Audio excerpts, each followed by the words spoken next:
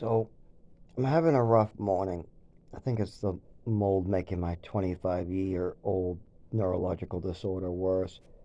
But there is something that seems to help just for now, another stopgap measure. But this has been going on for so long that I've been able to find certain things that help and certain things that make it worse. So when I used to be a drinker 10 years ago, it would make it better for a day and then I'd be worse the next day. I spent 1 year drinking mostly at night, but drinking on a regular basis to treat this. If I had to go out, do something, I drank then, and then I did what I had to do, and then I stopped, suffered for a while, and repeated. It allowed me to go certain places, like if you needed me to go to Social Security and it was cold out, I could do that. Stuff I could do. But then I wanted to become sober because this couldn't go on forever, so I ended up asking the hospital to Section 35 me. First, I would try to ask my family to section me, but it was just a bunch of crazy talk and it was just a bunch of like not caring bullshit. And there was so much more to go over. There was so much still going on with me that they're just ignoring and avoiding.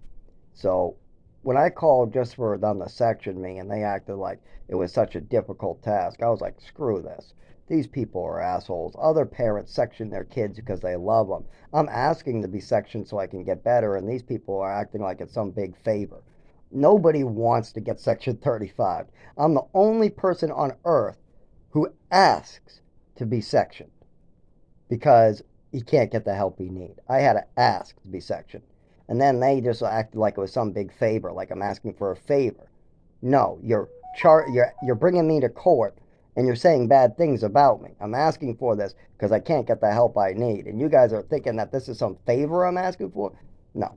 I'll go to the hospital. They know what I'm going through. They actually care about me a little bit. So I went to the hospital. I got Section 35.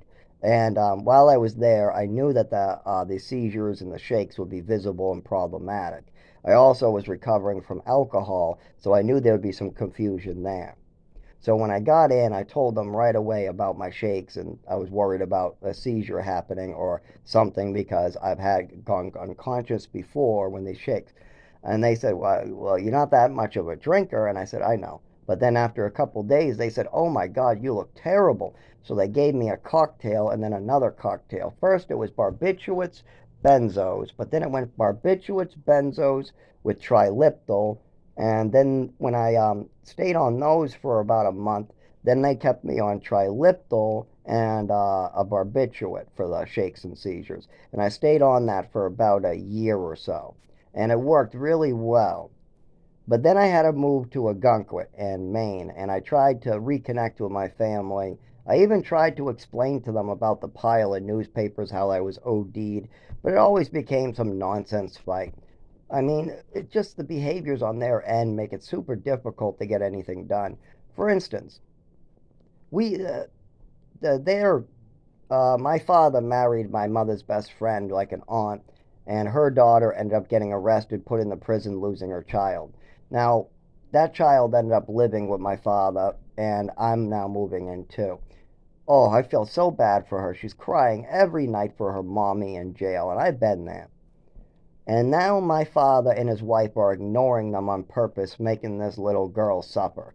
Cry, cry for hours on end, and I'm in the next room hearing it. And I know that if I just told them it's going to be okay, then she would stop. But I know that the psychotic behaviors downstairs, who knows what crazy stuff they're going to do if I just get out of bed. If I just get out of my bed and go to the bathroom, who knows what crazy stories they're going to make up.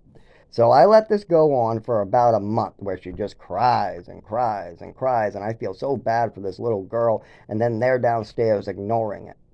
So after about a month of this, one night I get up, I open the door, I'm clothed all the way. I got pants on, underwear, I got socks. I don't have a shirt on, but I'm nowhere near. I'm in the doorway. I ask her, do you want me to go get grandma? And she goes, yes. And I say, okay, I'll go get grandma. So I walk downstairs, I go get grandma, and then I go back to bed. The next morning, they're acting crazy, treating me like a sex offender, asking me weird and unusual questions. Why? Because they are in fantasy land. I'm trying to get my health better, trying to figure out what all these doctors are doing, And I'm trying to continue their care as well. I'm trying to figure out what the hell is wrong with me. I mean, when I take these medications, I go to the doctors, they gave me a bunch of pills, and now these pills aren't helping with any of the real problems I discussed. We got a replacement for Ritalin, making my heart race, so that got discontinued.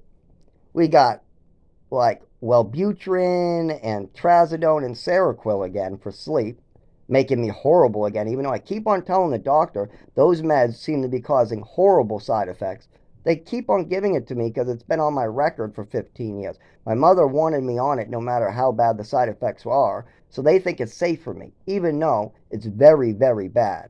I wake up with severe headaches, I vomit, get sick worse, my heart ends up feeling like I might die by morning. Yet, when I can't sleep, they tell me to take that. No. If those are the side effects you're having from a medication, and the only problem you're having is you can't sleep, that's the doctor should be able to figure out that that's wrong. But my mother also lied for 15 years on my file, so you got to keep that in mind. The doctor is listening to me for 15 minutes, but then he's seeing 15 years of lies from my mother, so that's going to change things. So anyways, I go through all this, and of course, it goes nowhere. My father doesn't want to pay no attention. They want to go into fantasy land. Even when I'm just helping them out, they just want to just make up all this crap and put me through stress. And then my shakes get worse. And the medication I was on at the time wasn't helping. Why? Because we weren't spending the time actually figuring out what happened. I had plenty of information that would have been very helpful, but that's not what they wanted to do. They wanted to belittle me and make me worse. That was never, their intentions were never to get me better. No, that was never the case. Even when I was in Westford and I was going to like physical therapy at school, I was doing speech therapy at school. My mother had me on ballet because the doctor said I had coordination issues and I couldn't move my body. And I just experienced an overdose. And right in front of my parents, I'm telling them about how I took a bunch of pills and something horrible happened to me. And what you would think that the parents would be very concerned about these things going on. These are very, very clear red flags. You got doctors, you got teachers, you got all this going on. What was my mother's decision? What did my father think to do to help their son? Put him in ballet and move to Texas. Great, great, great parenting. And then when we get to Texas, and my mother's finally starting to seem like she's clearing up a little bit, then they send me to New Mexico. Now, they were aware that this place was up in the mountains in just a cabin with nothing else. They were aware they would only be able to check up on me for 1 hour a month. They were aware that this place was understaffed. They were aware that a lot of people there were undertrained. They were aware that there was rattlesnakes outside. They were aware that there was giant red anthills, and they were aware I was up in the mountains with very little supervision, and even if something did happen, it would be super hard to get any authority to help me. But yet they thought that was a good idea. It wasn't for me. It was so that they could have their retirement and their time back. That's fine. If you want to put your kid in a program because you want more time on your hands, that's fine. But don't try to manipulate into something else. There are multiple reasons for every decision anybody makes. Yeah, you can say you did it to help your child, but there's at least 15 other reasons why you did it. You did it because it was the only place available. You did it because your wife wanted you to. You did it because you heard it would help your son. You did it because it would give you more time on your hands. You did it because that program wouldn't make you see him very often. You know, there's always multiple reasons you do any act.